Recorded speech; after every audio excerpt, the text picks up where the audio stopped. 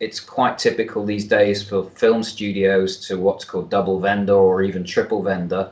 So they'll have 2 or 3 different trailer houses working on the same trailer for the same movie, and all those trailers at some stage are going to be competing with each other, and it's going to be working its way through the sort of approval process at the studio, the marketing executives, and then when they finally get to maybe 1, 2, or 3 trailers they feel are close to perfect, they will test those trailers the way you do a sort of, a focus group on any other, marketing activity. They'll get members of the public in and they'll see which trailers are working best.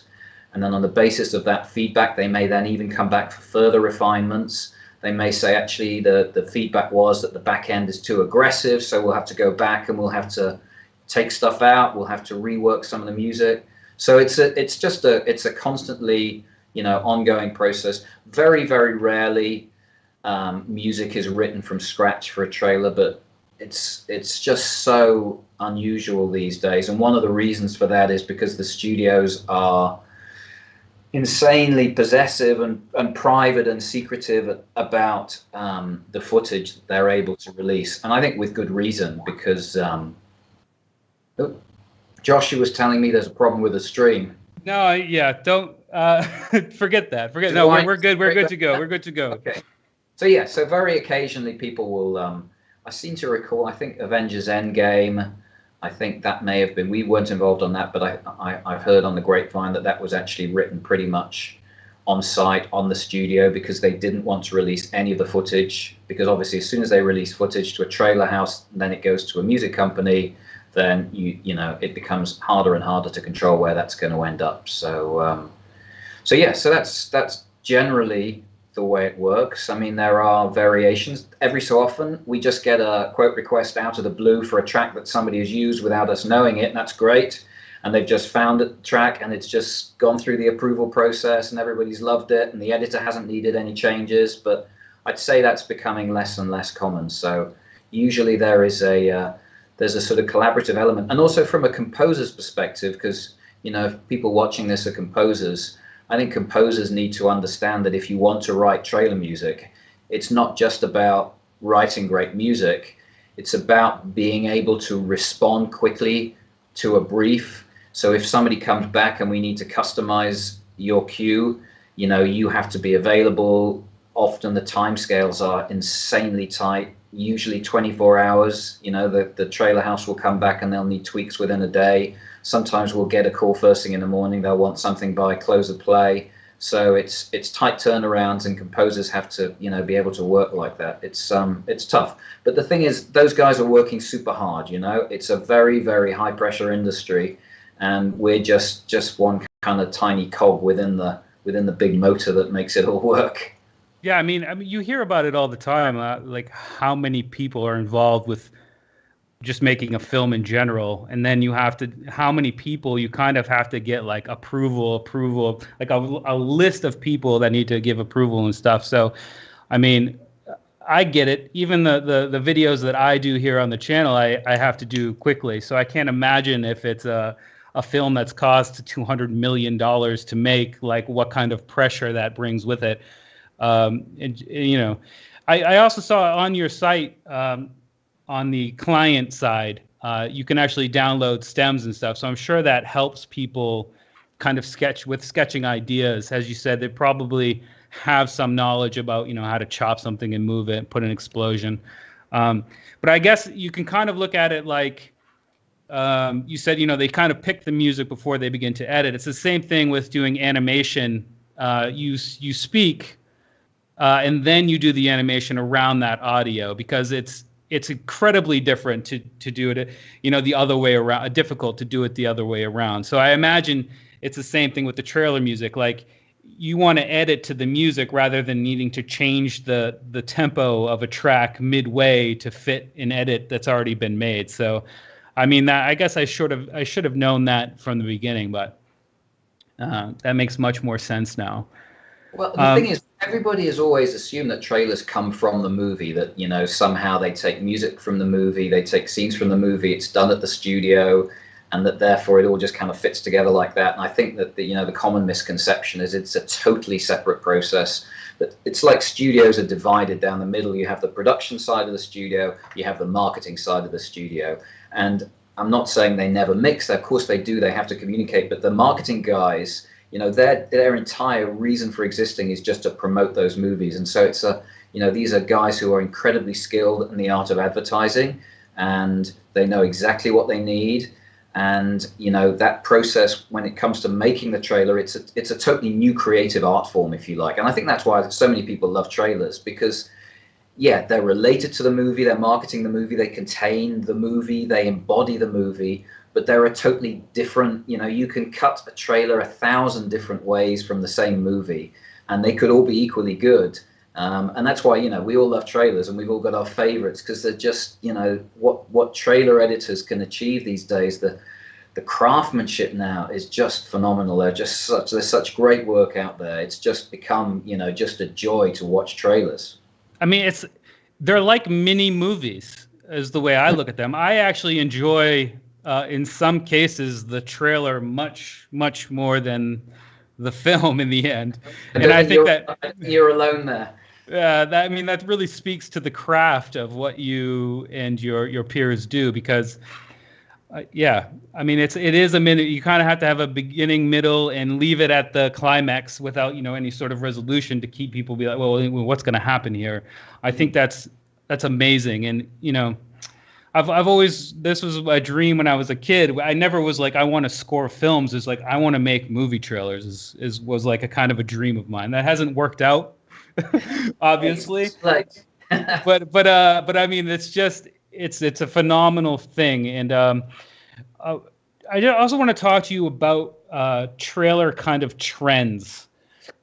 You've noted there have been some kind of definite trends in the past. One would be like the Brahms, the big Bram. I forgot. Do you know off the top who kind of introduced that? I know there was like one trailer that introduced that. That Brahm basically came from Inception. The movie Inception, which was 2010, I think. Hans Zimmer did the score, and I think I'm right in saying that Brahm was in the movie, and so it was a fairly central part of the actual movie score. But then it got used in the Inception trailer as well, which incidentally is a great trailer. So yeah, you're absolutely right. Things like that, and the Brahm is a good example of one that has lingered around. Some of them, they don't stick around for quite so long. And some of them get really annoying because they stay around for far too long.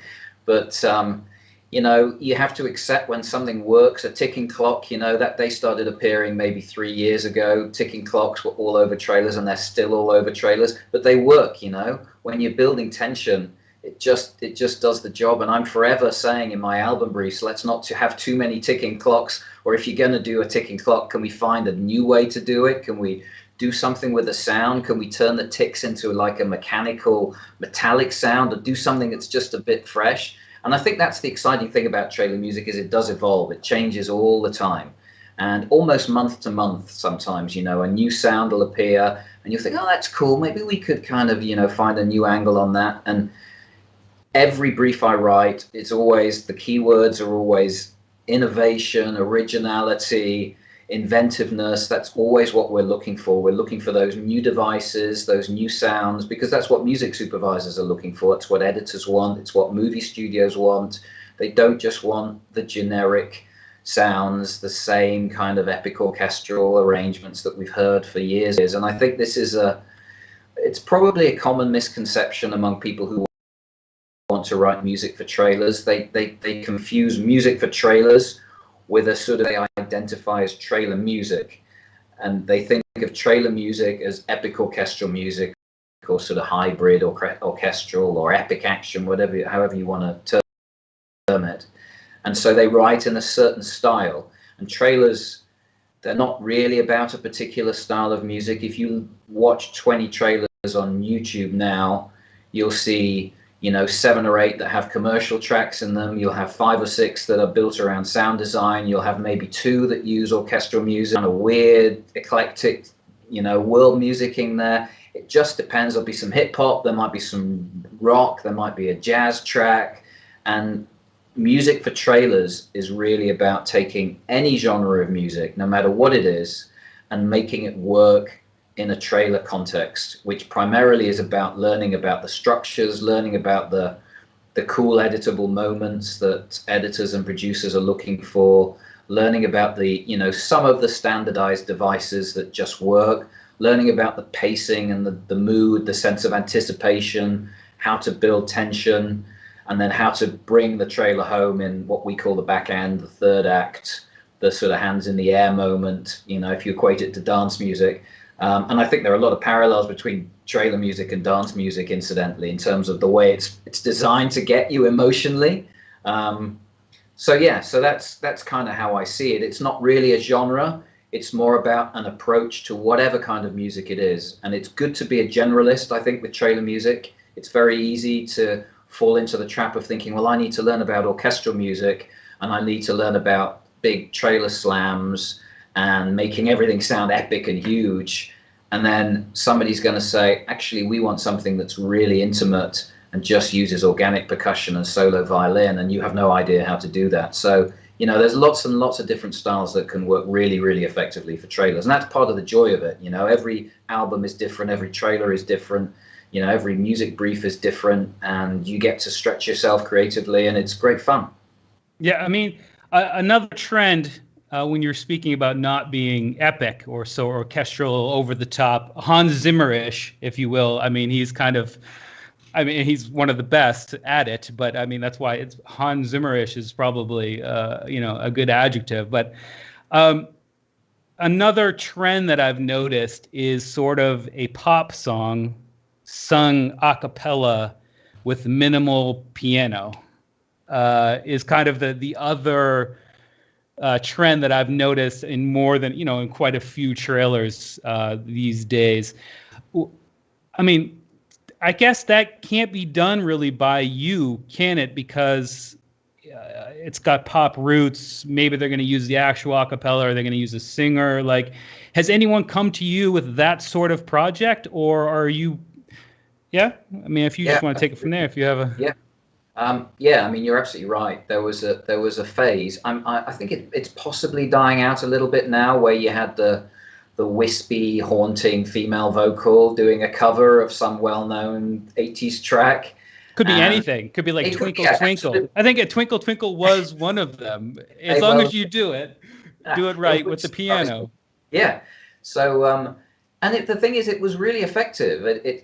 It did two things. It created a sort of moody atmosphere, and it had that element of familiarity. And I think, that the marketing guys are always looking for something that people are going to be familiar with. And that's why songs are always so effective. So songs are still very much in vogue. I'd say we've maybe moved away from the haunting, wispy female vocal. They do a lot more with original tracks now. So if they want to use a Rolling Stones track, they'll pay for a Rolling Stones track if the movie is big enough and the budget is there. And they use the Animals on Kong Island. I mean, there's hundreds of examples of them. And what they tend to do is, if they can't, sometimes they'll get the stems. So sometimes the parts will be available, so they can actually get the component parts, the original tracks from the song, and they'll send them to somebody like us, or there's lots of other people who specialize in this, and they will basically remix it into a trailerized version of that song. And we've done some work like that. We've done some covers as well. I'm just trying to think if there's none I can talk about just at the moment, because it's stuff that was done last year that's now on hold. But there's one. Come on, give us the underground, Jules. The latest track that we remixed last year for a movie which should come out later this year, but I can't talk about it. And so that was a remix, and that happens as well. And in that case, we didn't get access to the stems, so we had to find clever software that could pull the vocal out and could pull the drums and the instrumentation away from the vocal. And then we could work with, a slightly sort of Heath Robinson-esque demixed version of the track. It wasn't properly demixed, and you always had artifacts kind of lingering around, but it was the best we could do. And actually it came out fine. By the time you've got, orchestral elements in there and sound design and hits and a bass part and whatever else, it actually worked really, really well. So that's that's certainly some of what we do. And we did another thing which didn't finish, on a series which has just come out on Netflix called The Irregulars, and the agency had hoped to use a track by a UK artist on one of the trailers, and it didn't work out. We did all the trailerization on that, but that's just the way it goes. When you're doing custom work, you always know it's on spec. You win some, you lose some. If you can win 50% of them, then you're doing pretty well. You must get like some sort of retainer, though. It's not like they just say, remix this track for me and we might buy it in the end, right? Sometimes we get what's called a kill fee. Sometimes we don't. And sometimes you accept that, in order to be successful on some of these pitches, you just have to make the investment in time and energy and hope for the best. And you're always... wow. You have to kind of trust that you're going to knock it out of the park. That's eye-opening to me. I would never think that was a thing, especially at your level, where they're essentially doing the work with just a hope that it's the one that gets chosen in the end. I think what the problem is that you're in, it's like a pyramid. There's one trailer that's going to make it at the very end of the process.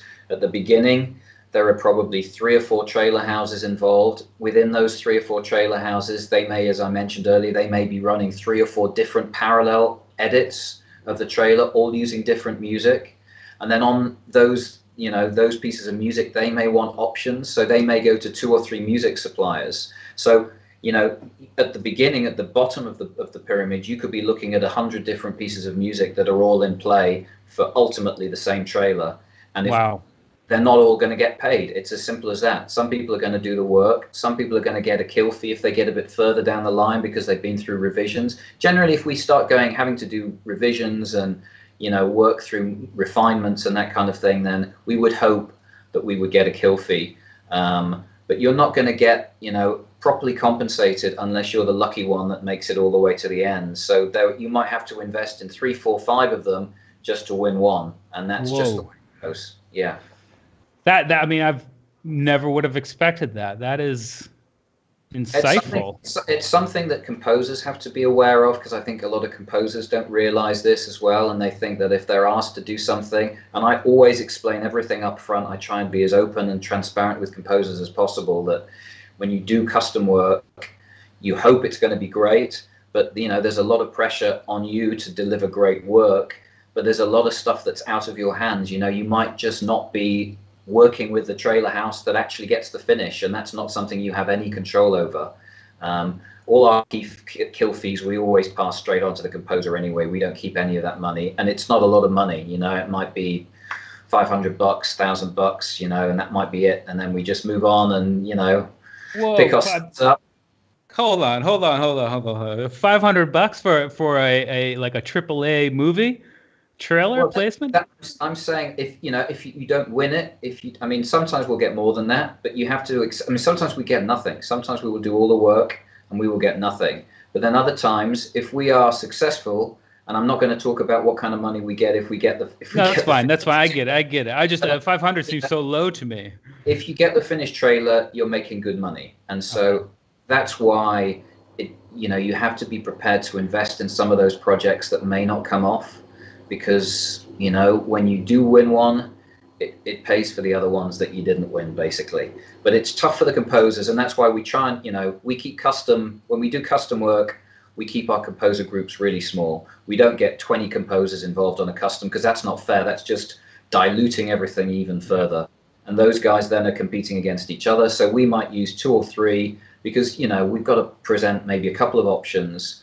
And then, we pick those guys on the basis that we think they're the best and they're going to deliver the best work. And we're very conscious of the fact that the music supervisor coming to us, asking us to do this work, they've put their neck on the line. We've got to deliver something that's going to make them look good when they present it to their editor and their producer. So, there's a lot of pressure coming all the way down the chain, and we're just at the end of it. And we just have to respect that the guys, further up the chain are under a load of stress and do our very best work, and if it doesn't pay off, it hurts, and you kind of, you pick yourself up, you dust yourself down, and you move on to the next one. That's all you can do. Well, that's my kind of brings me to the next question. Do you approach a project like you hear through the grapevine that something's getting cut into a trailer, and you go to someone that you know from past work and be like, yo, we want to take, or are people coming to you, or is it a little bit of both? Like, how's the dynamic there in terms of point of contact and how things get started? It's a little bit of both. So sometimes somebody will be working on whatever it is, a new Marvel movie, and they'll come to us and they may have a track of ours they already like and they just need it changing, or they may have a clear idea of something but they want it from scratch, and we'll have to write stuff from scratch. What we sometimes do, I hope I'm not giving away all my secrets here, but anyway, particularly if it's something that has a very distinctive IP, so if it's Star Wars or if it's Jurassic World or if it's something, where there's a theme that is unique to that movie or that franchise, then what we will sometimes do is we will get some music together on spec. So for, either of those, more obvious cases, we will have put some music together from our best composers. We will send it to the studio. I mean, a lot of studios also have their in-house agencies. We haven't touched on that yet. So you've got your trailer houses, but I mean, Universal has its own in-house agency. Disney has its own in-house agency. Warner Brothers has its own in-house agency. So they're working on some of these projects as well. They're often competing against the external vendors. So if I know, for example, that trailer houses X, Y, and Z do a lot of work with Universal and have done a lot of Jurassic Park, Jurassic World trailers in the past, then I'll send some cues to them when I think the time is right, and I'll send it to Universal, to my guys there, and we keep our fingers crossed that something makes its way through. And we get little tidbits back. I got a STEM request yesterday from something that is on one of those movies, and somebody is working with it in a studio somewhere. So something is being worked with, but it might not work out. It could get shelved. They could change direction. They could find a cue they like better, and then you miss out. But you've just got to be constantly looking for ways to make sure your music is in the mix, and that is about building relationships. But most importantly, it's about just consistently putting out awesome content. That's really what it's all about, exceptional music. Yeah, I mean, so looking at the client side of your site is just having that library of really, really great content there ready. I mean, not only does that just, if they want one of those, absolutely awesome, the work's pretty much already been done. But it's also, it's like teasing them. It's like, we can do this quality of stuff, and having that it's a huge body of work already in the bag. You know what I mean? Just having that there, I think, is a great way to do it. But now having the credits that you have is also, that kind of clout. Like, yeah, we can do it, anything you want. So I think. I mean, I'm just super impressed with Evolving Sound, man. So that's very kind. That's really kind. I mean, I love getting albums together. Albums, generally speaking, they make money, they get used.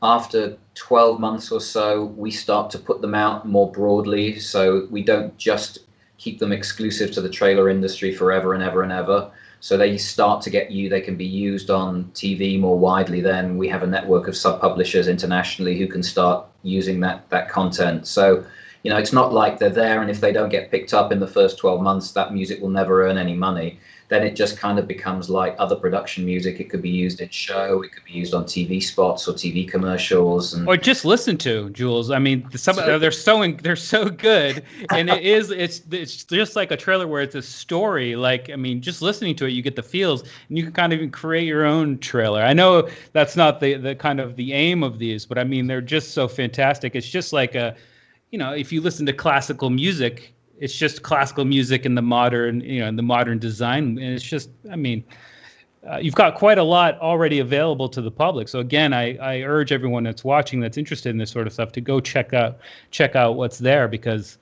it's phenomenal. You're absolutely. I mean, I think it's something that started maybe 7 or 8 years ago. Is a real interest in epic music in particular. Because it's so emotional, it's so beautifully crafted, and it can take you to sort of places in your mind that you wouldn't go to otherwise. And so there's a fan base out there, and we love, that's why we put music out on Spotify. We're not going to get placements because of that. We just want people to hear our music, because I love our music. The composers work really hard at it. We work really hard to deliver great content. I mean, I'm a pain in the ass when it comes to composers. Nothing ever goes out with me having got my grubby mitts on it, pulled it apart and reconstructed it, and which, our composers are awesome, but I know it's hard work. But I know the industry standards are very exacting. But what you end up with, as you say, is a body of work that you can be really proud of. And when you put it out on Spotify or anywhere else, you hope people can listen to it and enjoy it. And it has a life out there, which is great to think about. Is that me blowing up right now? I think it might be, mate. No, but I mean, it's exactly right. There is a listener base that likes. Obviously, Hans Zimmer. We've already talked about the legend.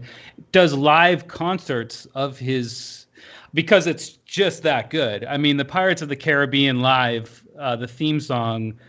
I've just seen the video. It blew me away. I could only imagine if you're there, like it would. I'm getting chills just thinking about it. So I mean, if you've got incredible music, yeah, absolutely. Let people listen to it, whether or not it's in a trailer. So I think I could be wrong here, but I'm pretty sure that a couple of trailer music labels that have been around for a bit longer than us have actually done live concerts as well. I could be wrong. I think Audio Machine, possibly Immediate Music. Some of those LA guys, they may well have done live concerts just of trailer music. I'd listen. I'd go 100%. Yes, yeah, same here. It's great stuff. And the other thing about albums, I suppose, from our perspective is, it's our calling card. It's our principal marketing tool. It gives us a reason to reach out to our clients. It gives us a reason for existing. It keeps our composers engaged. It keeps us in tune with what's going on out there. It keeps us, demonstrating to the industry that we can do something a bit differently. If we've got money in the bank, it means we can go off to Prague or Budapest and we can work with a live orchestra, and we can do fun stuff like that, because it's got to be fun, it's got to be exciting, to keep everybody interested, and that's why we're all in this business. So yeah, I love putting albums out. It's great. Nice. I want to kind of we were talking about using pop songs, and just by pop I mean popular. As a creative director, how do you feel about that? And also, I want to get your kind of contrast between using it in a trailer and using it in film itself. Because if I'm hearing something I recognize from, for example, The Doors, I'm kind of taken out of the movie if I hear it in a movie. Okay, and this is just me kind of spitballing on how I would approach this. If I hear it in a movie, I'm kind of like, oh wait, I'm not in the story anymore, because that's a part of my life. But then in a trailer, I could see it working to the benefit, because it instantly grabs you, and you're like, oh, that's a part of my life. Let's see where this goes. And if it's a little bit of a tweaked out remix, then you're like, oh, well, let's really see where this goes, because I like this song, I know this song. It sounds a little bit different. This is interesting. But again, when I'm thinking about all of that, I'm not thinking about the movie, right? I'm thinking about the audio that I'm hearing. So as a creative director, and also, do you have any say? If someone comes to you and they're like, we want to use The Doors, do you have any sort of like recourse to be like, I don't think that's a good move here, or this might work better? Like, just walk me through that whole kind of process if you can. I know that was a bunch of different questions there, but I'm just wondering about it, I guess. To answer your last question first, no, I would have absolutely zero influence in that decision. That's a decision that's being made way above my pay grade. And, rightly so. These are decisions. Sometimes that will come right down from the top. It could even be the filmmaker himself who has decided that he wants a certain song in the trailer. And so, the marketing execs will then relay that message down the chain to the trailer houses, to the producer, to the editor, and they will have to try and make that work. And if it doesn't work, they'll have to ditch the idea. But to come on to your first point, was whether and how effective it is. I guess if the song enhances the message of the trailer, the visual message of the trailer, then it works. And I have absolutely no problem with that. I think songs can work exceptionally well in trailers. I think if you run a song all the way through a trailer, maybe you start to lose some of the effect. But I think a song that maybe is in the intro and then it evolves into something else, or a song that appears in the midsection, but then the back end goes somewhere else, I think that can be really, really effective. And I think that's going to keep being, it's going to keep happening. It's going to be a popular device. I think primarily because marketing execs are looking for a way to make you connect very quickly with that content. And if in 3 seconds you flick that on, it's like, oh, I know this song, I like this song, I'm going to listen to it, and it sounds a bit different. That's kind of cool and interesting.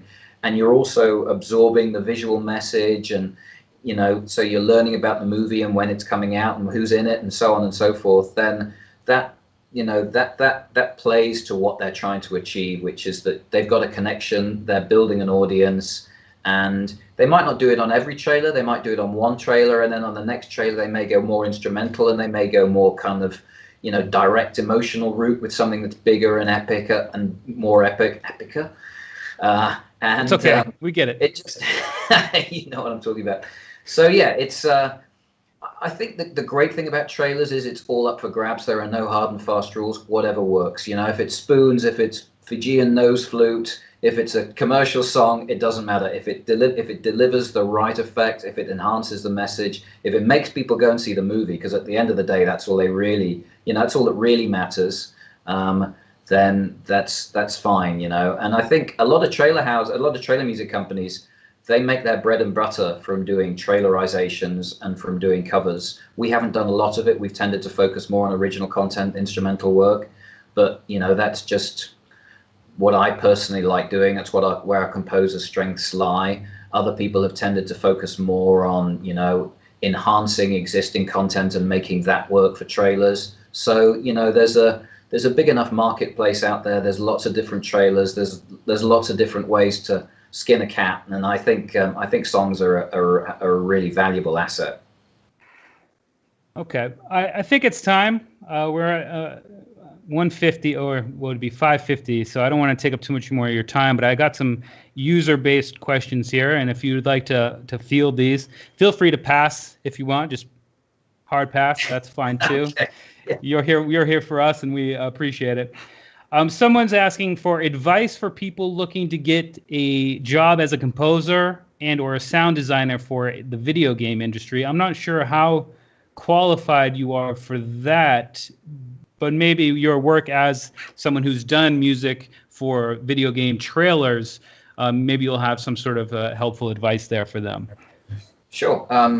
Video game trailers is a really big growth market at the moment. Video games, I think, are now more lucrative than the movie and possibly the music industry combined. So yeah, huge growth. It's a great industry to be involved with. We love doing trailers for video games. There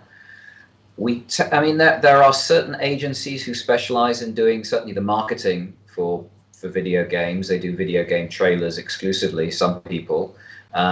And the best thing is to send your music or good examples of your sound design. If you want to be involved on the trailer side, you would send them to people like us or to other trailer music labels. If you want to actually get involved with doing composing and video game sound design for the games themselves, you'd need to reach out to the developers. So they have their own music departments, they have their own music supervisors and audio producers and so on, and you just need to track down who the right person at Riot or Blizzard or Activision or whoever it may be is, and send some examples of your work and hope that they're interested. But these days, all I would say is that the demands of working in the video game industry are just as tough as working in the movie industry. I mean, the quality of content, the caliber of composers who are writing video game scores now, it's just as good as movies.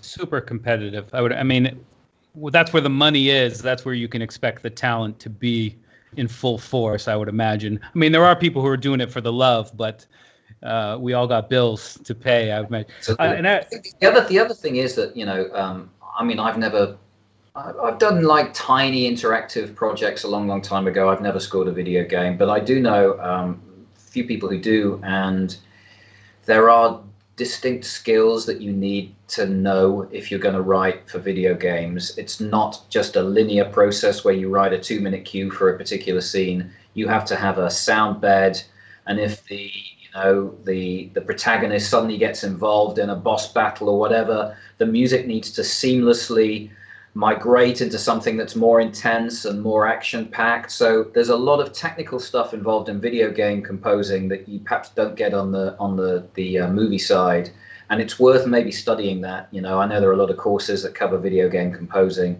because you probably really need those skills before you start reaching out trying to get that kind of work.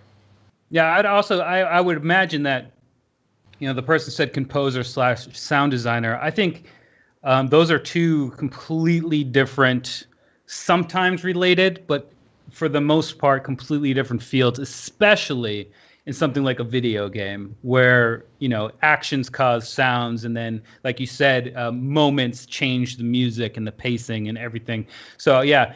And I would just say, like Evolving Sound has on their website, never mind the huge names in terms of credits, but just a bank of already finished music that you feel comfortable sharing with people.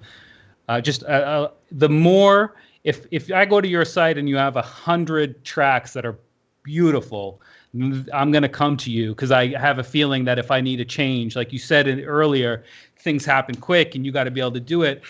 If you're someone who struggles on a track for, a month to get your one track done and you've only got 3 in your library, although those 3 are really great, might not be able to fit in the industry that is so fast paced and needs changes that are perfect quickly. So, I mean, yeah, just my 2 cents there. Of course, I appreciate the answer. I absolutely agree with everything you said there, Josh. Like if someone wanted to come work for you, I would imagine they'd have to send you a library of incredible music. We get lots of composer submissions. I mean, most of the composers we work with, we have at some stage, they've just reached out to us, So you should never feel that sending music, cold calling, so to speak, is a waste of time. It's not. If you're a great composer, how else are you going to get your stuff out there? We're always on the lookout for great composers. Send 2 or 3 of your best tracks to us or to another trailer music label. But just be aware of how exacting the industry is in terms of the need for originality, amazing production, innovation, being really immersed in trailer music, understanding the structures. It's a tough industry. And like Josh just said, if it takes you a month to get a track out there, and if somebody needed changes, it would take you 2 weeks to make those changes, then you probably might need to work on your studio skills and just make sure you're able to turn things around quickly. You can deal with feedback. The other things you need in this industry, you got to have a thick skin. You're going to take some criticism. You'll take some knocks. And it's hard for composers because I was a composer for 25 years. You pour your heart and soul into stuff. And then when somebody comes back and says, I'm not sure about this, it breaks your heart. So you've just got to... art.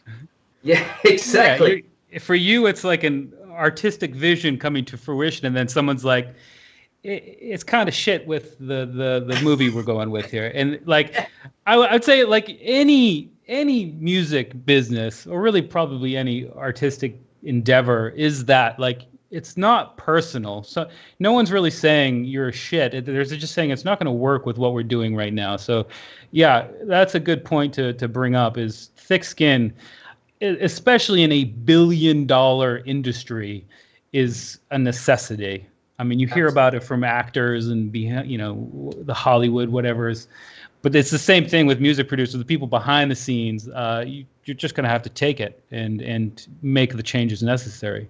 Exactly. It's not personal. You have to get past that. It's a technical process. You just have to deliver what they need. And it's just that, they've got their pressures and they're under stress and they need to deliver for their bosses and they need to make sure that the movie opens. And, if what you've done isn't right, then it's not right. It's not like, you're a bad person. It just means you didn't quite nail it on that particular occasion. And, I know our composers, they have to take my feedback, and my feedback is I try and make it as positive as I possibly can, but sometimes I have to tell people there are bits of tracks that they submit that I don't like, and we have to rework them, because I know that, you know, what I present to somebody has got to be absolutely bang on perfect. So it's not that you're a bad composer, it's just that a cue might not fit a project, or it might not fit an album, or, you know, it might be ahead of its time, behind its time. It's just, you know, you just have to have the planets aligned basically, and hope you have a bit of luck as well. Another great question here from someone named Ian. For cinema, i.e. trailers, because, you know, trailers used to be shown before film in theaters. Do you compose with 5.1 or even 7.1 surround, just like as standard, or like when you have your albums on, you know, the Evolving Sound website, or those are just stereo? Like, how is that mixing process fitting into your workflow, essentially? Great question. And the answer is perhaps a surprising but a very simple one. Everything we do is stereo. We do no surround work. Trailers are mixed in surround because they're performed in theaters, but that is done at the final stage of post-production. So basically when they've nailed down all the dialogue, all the sound design, the Foley, the music and everything, then they will mix that in 5.1. But the music itself, the original music, in my experience, is always just stereo. So far, we've never been asked for anything in any of the surround formats. And it's weird because I always thought, oh, we're going to have to work in surround, and we're going to have to do immersive and binaural and all these other formats. Not at all. It's just stereo. That's so good. Don't worry about it. It's nice and simple. I think even you know, to add on to your answer, the stereo format's going to work, and then you're the composer, not the mix engineer. So I think, like, again, these are two completely separate professions that people spend lifetimes trying to perfect. So if you get a stereo stem mix, you can make it as a mix engineer into 5.1 if needed.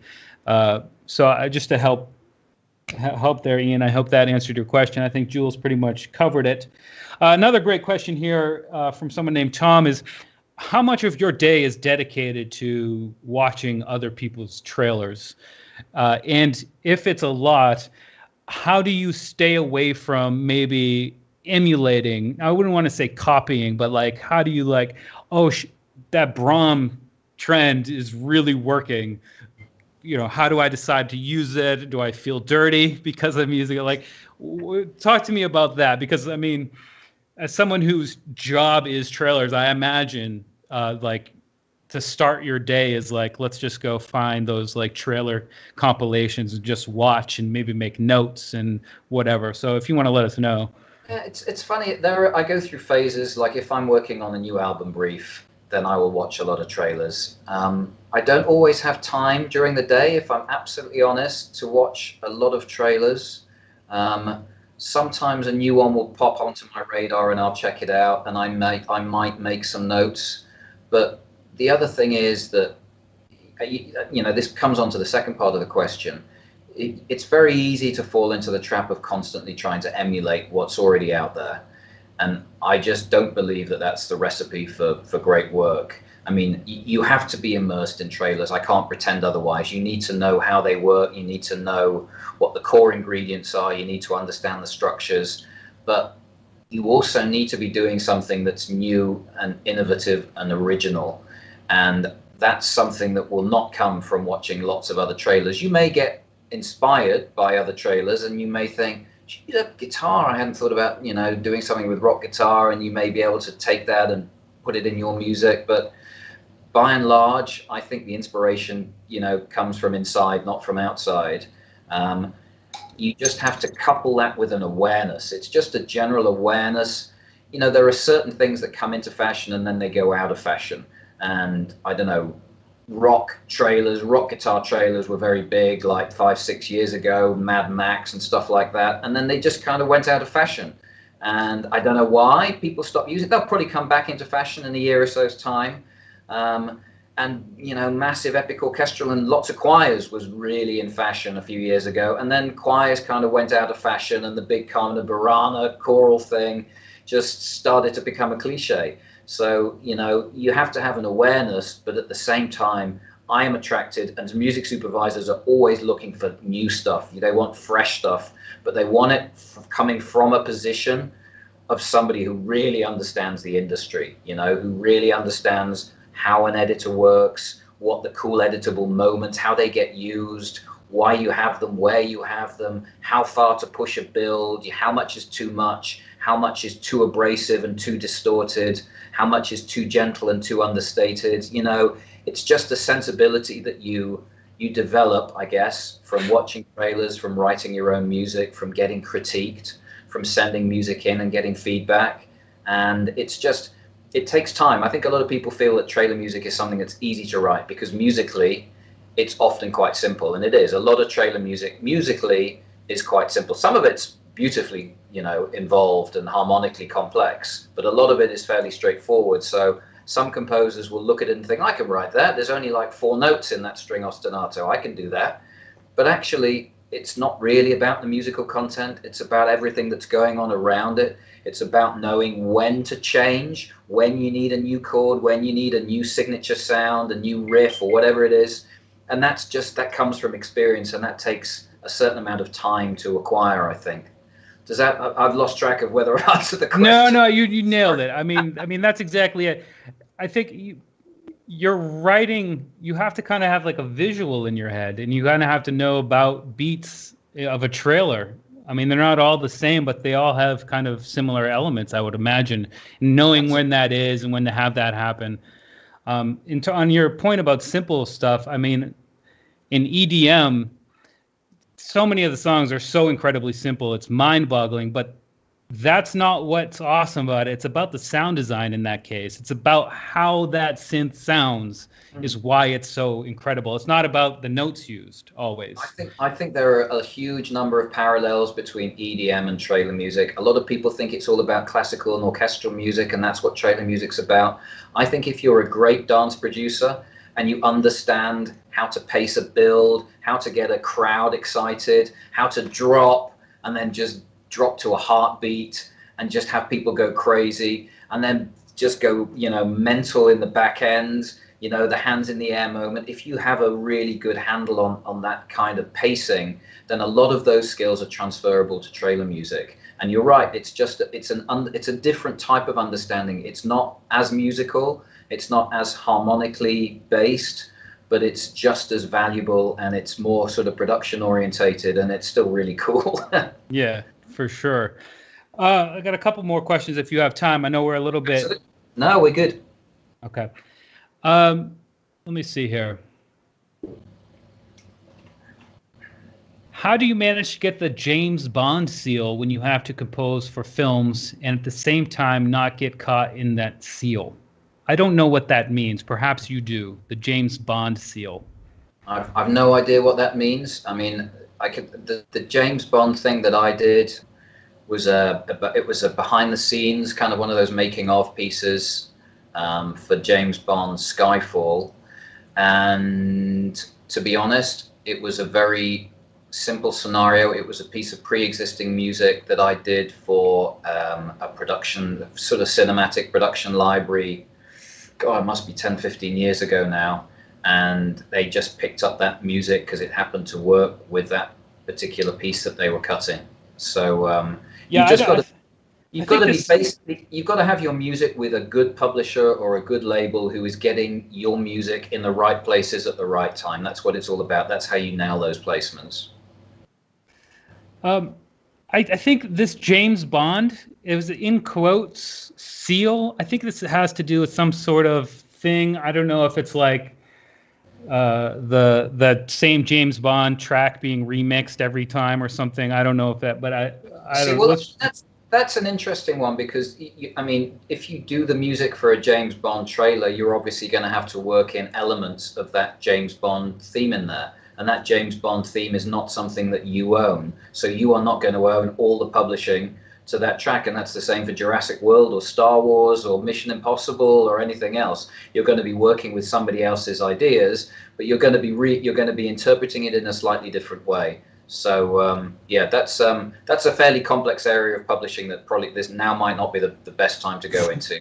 But I mean, from a producer's standpoint, what a dream it would be to use, those tracks or those songs or those themes from those movies that are just so ubiquitous in our culture, like the Star Wars, being able to reimagine one of those, or the Jurassic World, that those just kind of those strings right there, being able to put your own spin on that and have it be like immortalized in the consciousness would just, I think, would be incredible. Not even getting into the split of royalty or whatever it is, but just, I mean, having that your hands on that and being able to put being entrusted enough to be able to put your own spin on it would be, I think, just enough for me anyway. And I think the great thing is that when you see those themes reworked in trailers, is that more often than not, somebody's done something really different with them.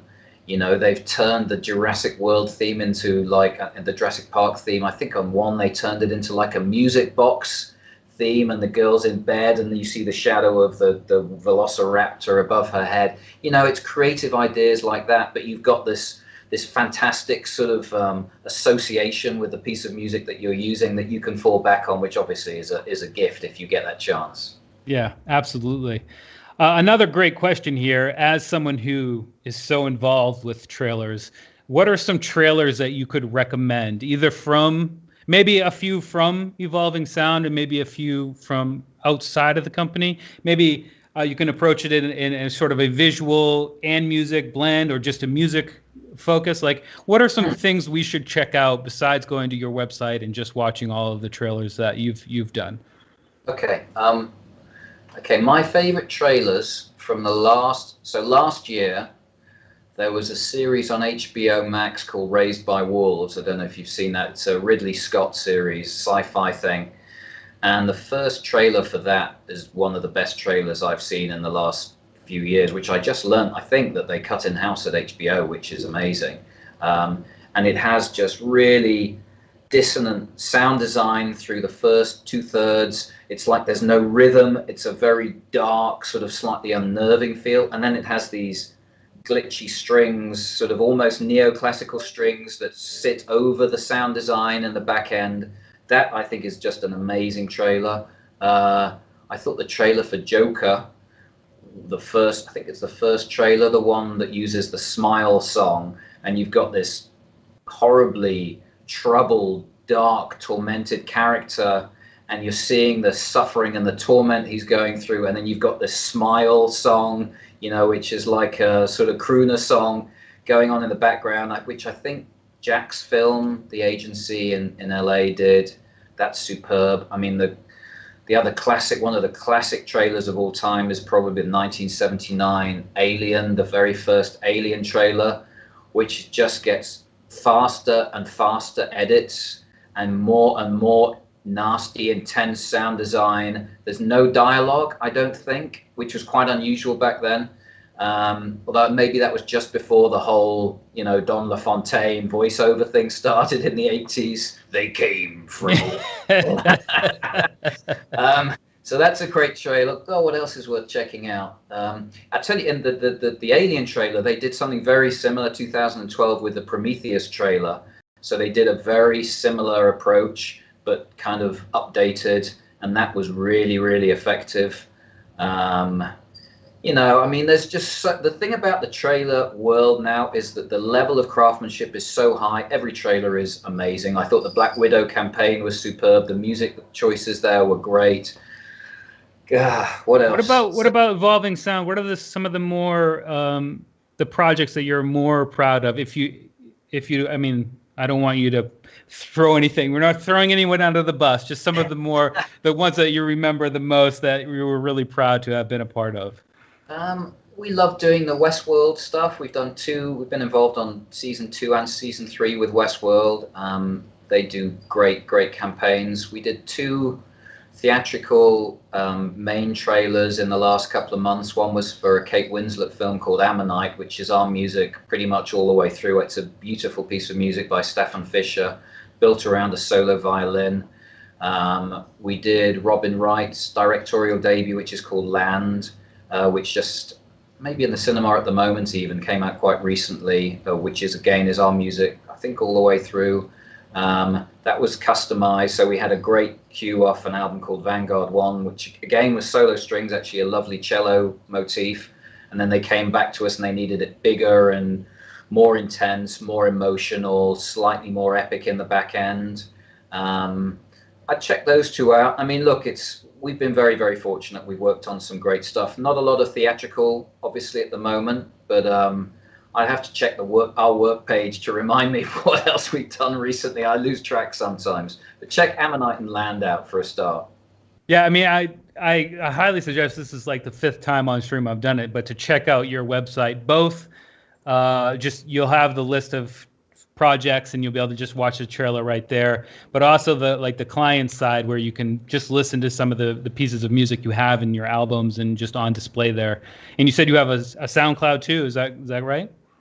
We do have a SoundCloud. I don't know how up to date it is, but that's something our intern does when he's here. But yeah, there's stuff on SoundCloud. There's some older albums on Spotify and Apple Music and Amazon and so forth.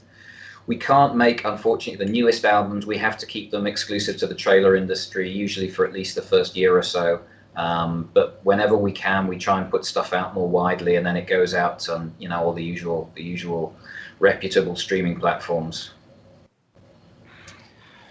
I just have maybe one more question. It's a pretty simple question, and then we can wrap it up because I know you are a busy man with the hounds of Hollywood at your back always. I wish, yeah. Someone's wondering if it's advantageous to live close to sort of a hub, maybe it'd be Atlanta these days or Los Angeles, Hollywood. And you're in where? In London? Right, in London? We're or in Manchester. Okay, so I mean, there's not a lot of film studios in Manchester, right? There's not a lot of film studios in Manchester. No, that's absolutely right. No, I mean, as a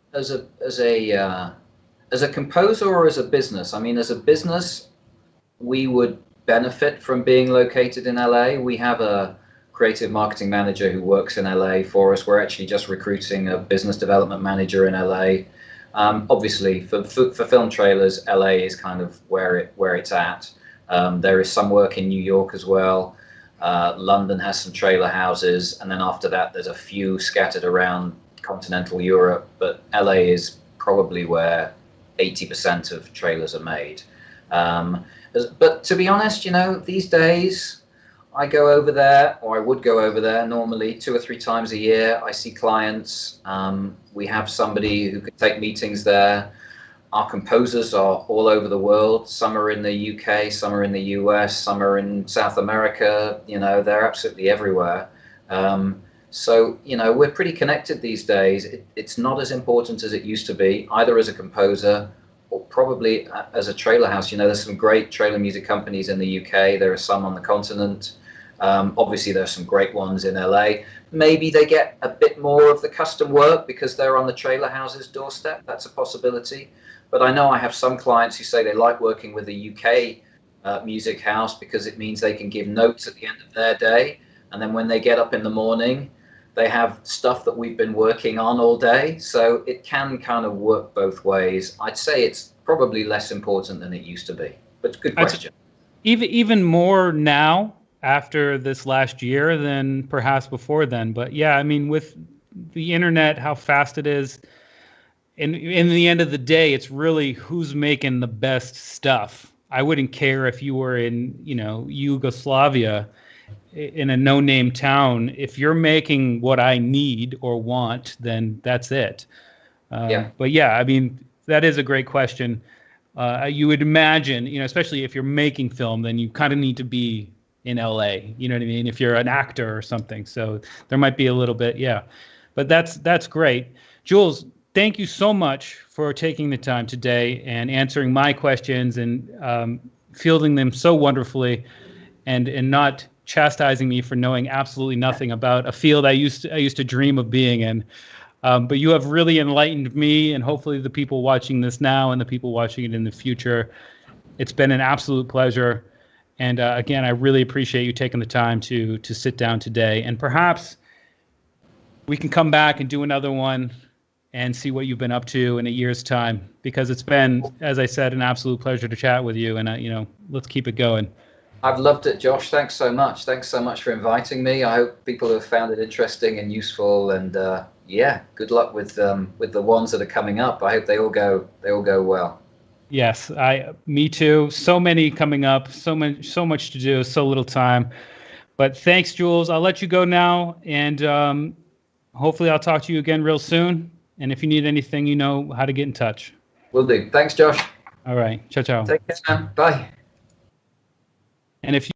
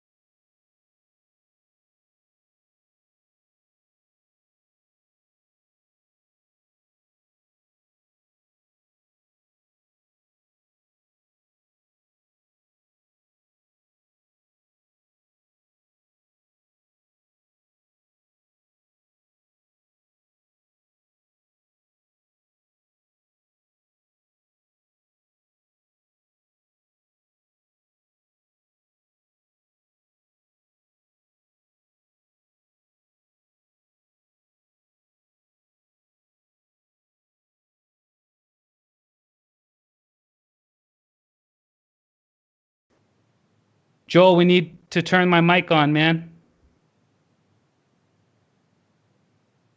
Oh my goodness, this is just not going well. Is it back? Please let me know if it's back.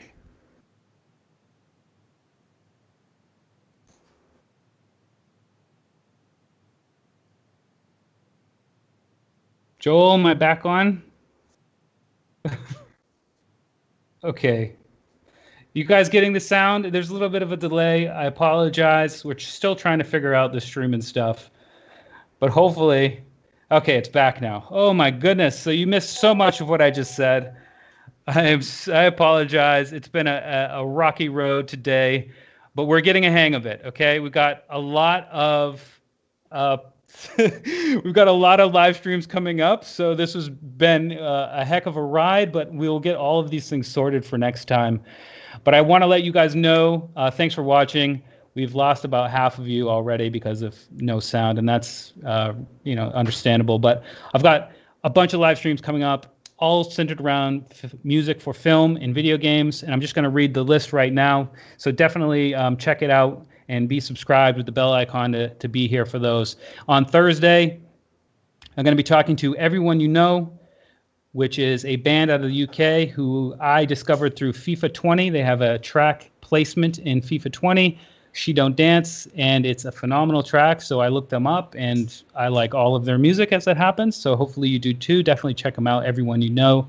They've got 1,000,003 monthly listeners on Spotify, 24 million views on on YouTube. And we're going to be talking to them about getting music placements and production in general. That's this Thursday. And then April 13th, we're going to be doing a live stream with another trailer house. This one's High Finesse, and we're going to be talking to Jez, who is the CEO, and Josh, who is a composer. So we're going to actually be able to talk to both of them and do a Q&A at the end about actual composing and the business side and get more insight into it. They've done the trailers for Thor, Avengers, It, the more recent one, Lovecraft Country, and Soul. So obviously huge titles there, and I'm sure they have a ton of experience to share with us. April 20th, we're going to be talking to a gentleman by the name of Tommy Prophet, who is 8 times platinum. He's the main producer for a rapper called NF, which is, since discovering NF, one of my favorite rappers. Absolutely incredible. And when they combine, it's like Voltron. It's absolutely insane. The quality the quality and the body of work that they've released is phenomenal. Tommy also does other projects solo. He just got a placement for the Apex Legends most recent season trailer. It's his track in there, so it's absolutely phenomenal.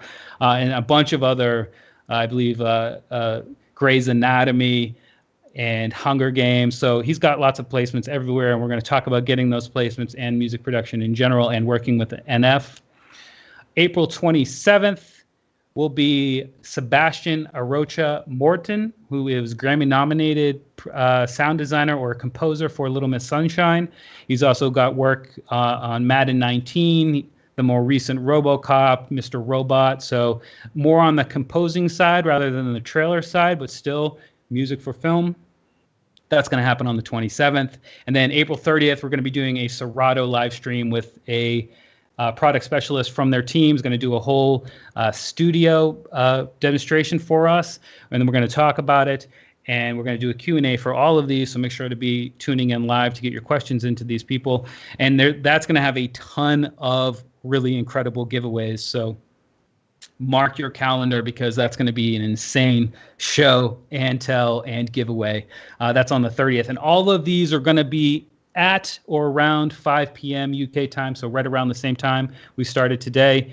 I believe the Jez and Josh one will be an hour later because they're in LA, but right around now, as long as you have that bell notification turned on, you'll be able to see when it is. So again, sorry for the technical delays. Sorry, Jules, for the technical delays.